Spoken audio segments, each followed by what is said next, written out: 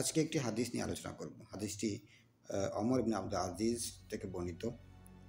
নবী করিম সাল্লাল্লাহু আলাইহি সাল্লাম এক সময় সাহাবীদের সামনে দোয়া করলেন দুইটা শহরের জন্য, দুইটা দেশের জন্য, শাম এবং ইয়ামেন। উনি দোয়া করেছেন এই দুই দেশের প্রতি আল্লাহ তাআলা বরকত দান করুন। তখন সাহাবীগণ আবারও বললেন, আল্লাহ রাসূল সাল্লাল্লাহু আলাইহি সাল্লাম, আপনি আমাদের নজদের জন্য দোয়া করুন। তখন উনি নজবাসীর জন্য বরকতের দোয়া না করে তিনি বললেন, এই নজবাসী নজ এলাকা থেকেই কিয়ামতের আগে বড় একটা ভূমিকম্প হবে এবং এই নজ থেকেই ফিতনার আবির্ভাব তৈরি হবে। শুধু তাই নয়, হাদিসে আরও উল্লেখ রয়েছে এই নজ এলাকাতেই শয়তানের শিং আবির্ভূত হবে। শয়তানের শিংওয়ালা দলের আবির্ভূত হবে। এই শিংওয়ালা দল বলতে উনি দাজ্জালকে বুঝিয়েছেন।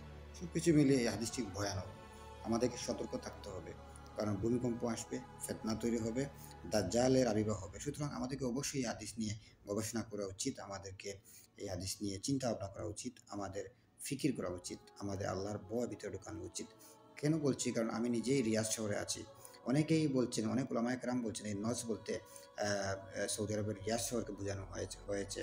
আবার অনেকেই বলছেন এই নজ বলতে ইরাক এবং ইরানের পার্শ্ববর্তী এলাকাগুলো বোঝানো হয়েছে, কিংবা ইরাকের এলাকাকে বোঝানো হয়েছে। সব কিছু মিলিয়ে আমরা উলামায়ে কেরামদের মতামত যদি আমরা নেই, তাহলে কেউ পূর্ণাঙ্গ সিদ্ধান্ত দিতে পারেন নাই।